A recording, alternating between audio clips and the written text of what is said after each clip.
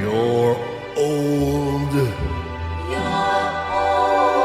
And there, I finally finished the Lego movie videos. This is a big deal for me. I was able to successfully commit to starting and seeing through to the end of my own big YouTube retrospective. And now that I'm done, I never have to think about these movies ever again. What's happening on the internet today? What? Huh? No, no, I can't escape, I can't escape. Ugh, what? Oh, thank fuck, you're finally awake. Who are you?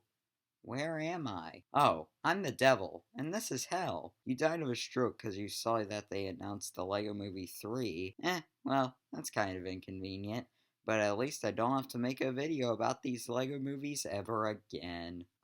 Yeah, about that. What? Oh. So, what happens if I die in hell? So what's up, Gamer Nation? Say hello to my new setup. Now, I recently actually moved to hell, which is totally not a background I found on Google. Dickhead. So I guess if I want to end the great Lego Movie 3 curse, I must talk about these movies one final time, and give my thoughts and feelings about the announcement of a third Lego movie, and what I want from it. And honestly, this announcement kinda came out of nowhere for me. I mean, I knew that Universal now had the rights to the Lego movies, and that we would be getting new films, but I was sorta under the impression that WB only sold Universal the rights to make movies based on Lego, and not Lego movies, per se. I thought that Warner Bros. Still owned the rights to Emmett, Wildstyle, Benny, etc. Heck, that's why I thought the Unikitty show lasted so much longer than the movies. However, they might still be owned by Warner Bros. And this might be some kind of collaboration?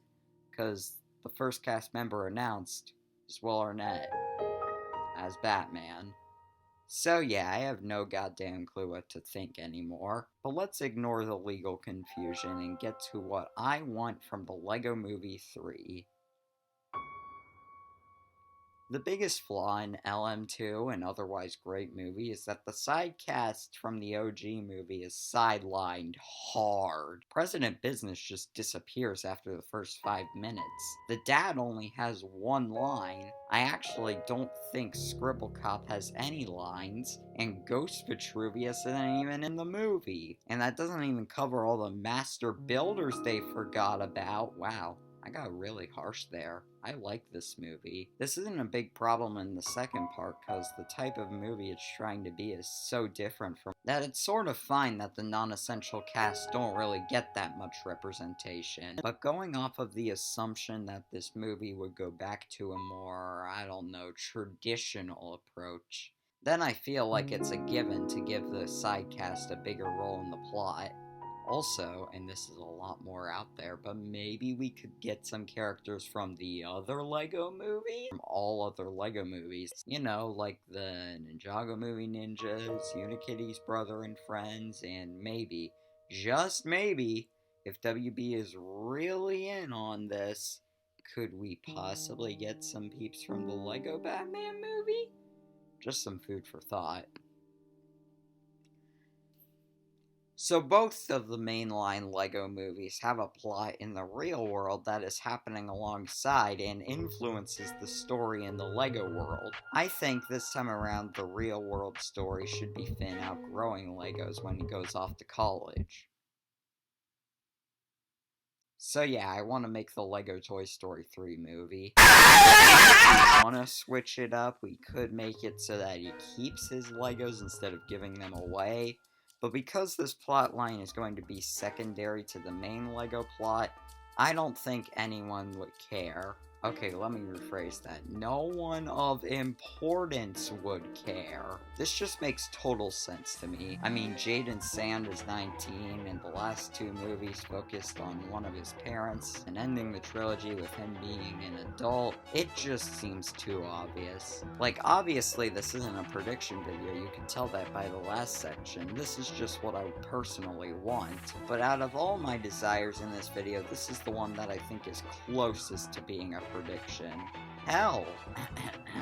Oh, sorry. Heck, I expect them to do that. We could bring back the bin of storage to feed into a new plot. Maybe we should bring the dad back into the spotlight, so it would kind of feel like we've gone full circle.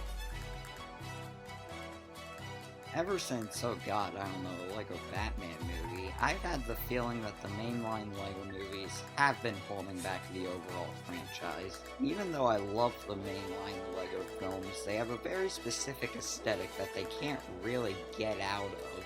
And I feel like that aesthetic also limits what the rest of the series can do. Stuff like the insane self-referential humor of Batman, or the insane realistic art style of Ninjago. But they can't really go that far with it because they're being held back by these movies. These films, for again, as much as I love them and their spin-offs, keep Lego Batman from going even further with the meta jokes. It keeps Lego Ninjago from having an even more distinct art style. Maybe something based on Chinese paintings, think Monkey Kid, but 3D. We could finally get other new original Lego movies not based on a pre-existing franchise. It just makes sense, you know? It just makes sense to cap it off as a trilogy. From an artistic perspective, I need to emphasize that. If we look at this from a monetary point of view, it would probably make the most sense to make a Lego movie 4, 5, 6, 7. But this isn't the Universal executives writing this video. No. These are my psychopathic thoughts. Actually, going off of the non-success of LM2, then it might actually be less financially viable to make more mainline Lego movies. It's actually really weird how that's the reality we now live in.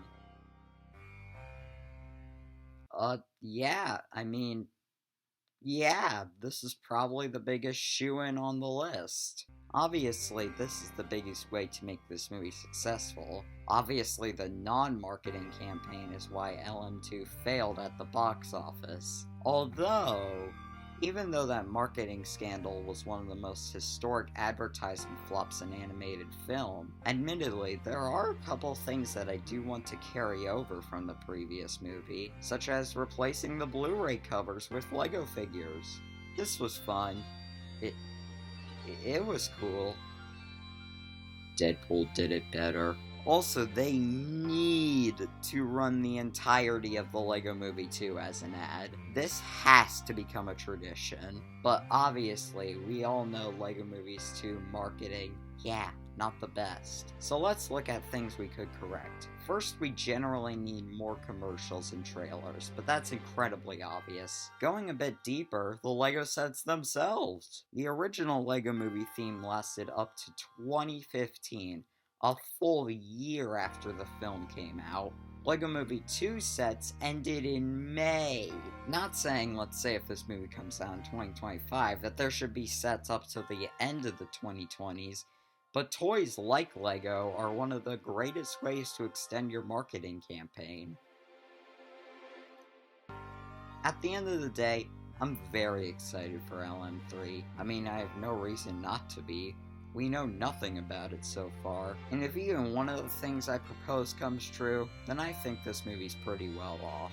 And as long as Lord and Miller are on the project, I don't think I'll ever have a reason not to be excited. So there, is that enough talking about the Lego Movie 3? You did it! You freed us from the curse that has plagued our land since at least 2014. Yeah. Is there something bothering you? I just think, maybe I was too harsh on the Lego Ninjago movie. No. What? No reviewer is ever allowed to change their opinions on something they already talked about. That's a sin, even in hell. Oh shit. A man has a mental breakdown in Lego City. Hey! Up you. Prepare to die. A man has died in Lego City. Fantastic. Build the helicopter. And off to the terrorists. And make the...